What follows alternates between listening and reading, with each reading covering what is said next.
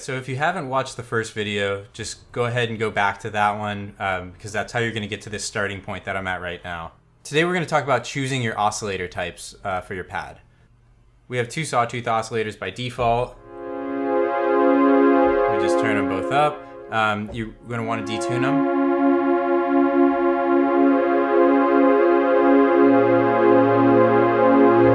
Otherwise the phasing is too slow and it just doesn't sound as powerful. Another good option is saw with a square wave. You're probably going to want to pulse width modulate the square wave with the LFO. This is a nice combo, but you can also use, you can do this with just one oscillator by just going over into this position here. It's like 3 o'clock on the shape knob. This is super similar.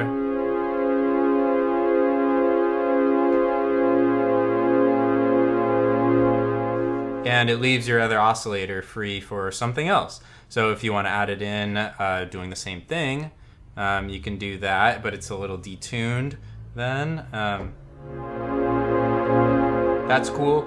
Another good option is to use Oscillator 2 in the polymod section, doing something, so you put it on low frequency mode and maybe switch it over to a triangle wave, and you could change pulse width of this wave right here, for example.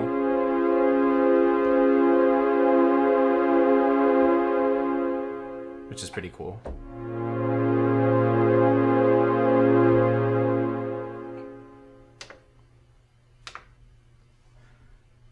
Now, other things that you can do are you can change the octaves of these other guys. So, like right now, I've got them tuned both to a C2. If I tune this one down to a C1 and set it over to a square wave and set this one to oscillator 1 to our sawtooth wave. Now, this is a nice thick sound. I like it a lot, but it's not really my style. And the reason it's not my style is because when I play with the filter cutoff on this one, it sounds really big and huge. It sounds like I played a gigantic chord with like 2 hands or 4 hands or something, but I find that it just doesn't sound super natural when I actually modulate the cutoff of the filter. It's not like this is a unison one where they're both tuned to the same pitch. That sounds way more natural to me than this. But that's just my personal taste. And you can do the same thing with sawtooth waves. You can have it just tuned down an octave. But again, you get kind of like if I set it, if I modulate it with the LFO.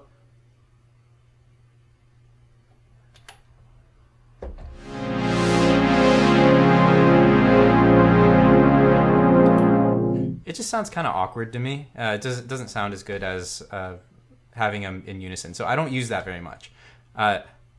But one exception to that is when I'm using 2 square waves. 2 square waves where one is an octave below the other, that one just sounds awesome. And it's because square waves have an overtone, undertone. I'm not sure which one it is, but on a square wave, if I play this note, then you also get a little bit of this note in there. It's just the way it is.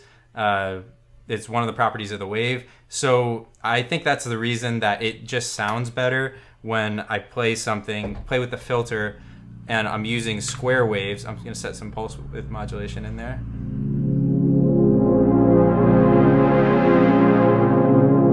It just sounds so full, like. And if I did the same thing on a triangle wave, then it just sounds kind of weird and awkward. So I do like it for 2 square waves. These are still a little bit detuned, which just adds to the fatness a little bit. But you can also do square waves just in unison with each other.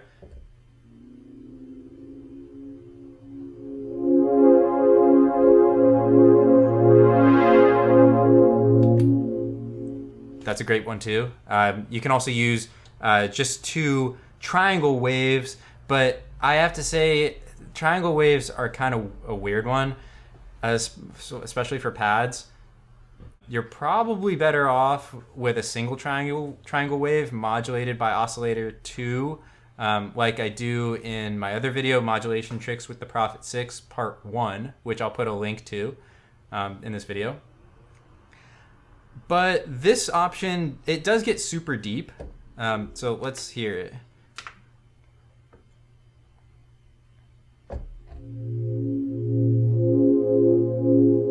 So it gets super bassy. So I have a little bit of high pass filter in here still. So let's get that out of the way a little.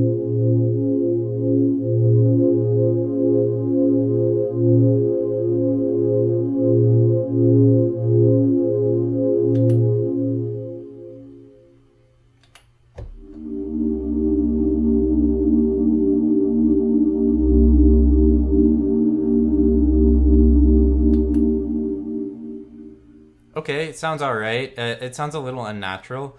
One way that you can make it sound more natural is by adding the noise oscillator in. Of course, our filter cutoff is so low right now that it doesn't really matter.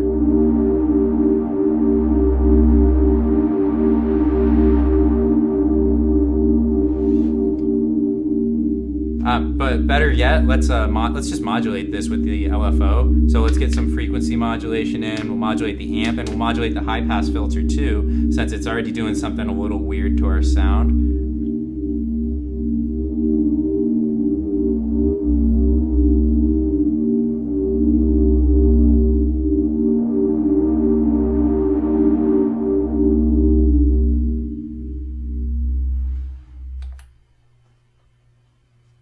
All right, so I've got a couple more oscillator types to talk to you guys about. I'm gonna turn off all this modulation, and I'm gonna turn off my chorus too so I can show you really clearly what I'm doing here. What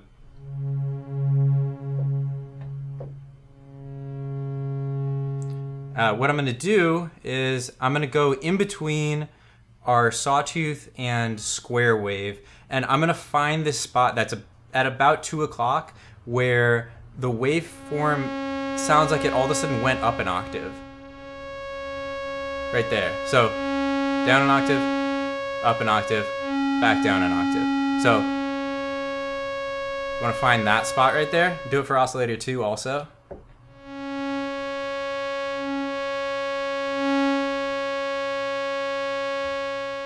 Okay. And let's mix those in. Now this is one of my favorite waveforms on here.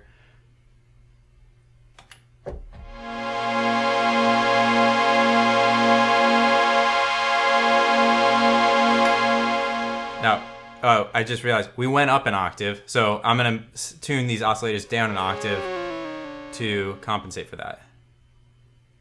Okay, there we go.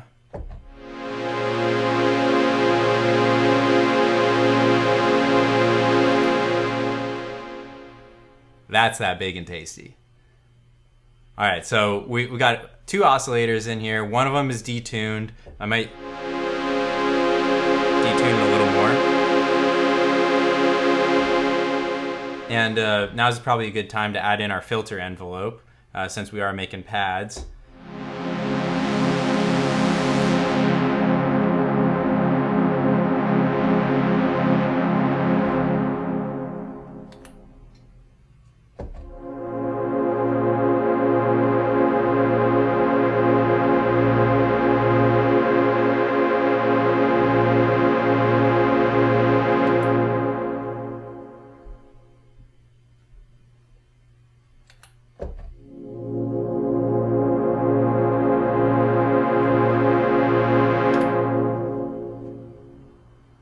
That's sounding pretty good now.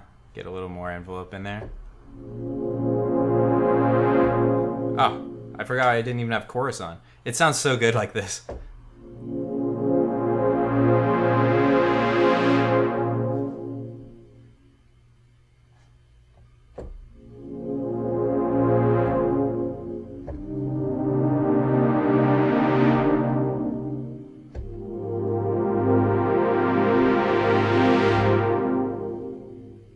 So this waveform has a little bit of a high frequency roll-off and a weird harmonic structure that kind of reminds me of audio rate filter cutoff modulation, which, by the way, is another great way of dirtying up a sound. But we'll get to that in a future video. This waveform is also great for making stabs. You can make some like super high, almost like Prince sounding stabs with it. That just like...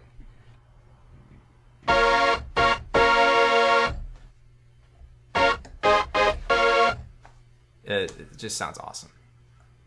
The last wave shape that we haven't talked about is in between the sawtooth and triangle waves. We have these kind of snaggletooth waves that I haven't found much use for in terms of pads. They are useful for plucks, but for something like this, it sounds a little bit like, it just doesn't sound quite right to me. So I don't use them, not for pads. And finally, we have the sub oscillator and noise oscillator.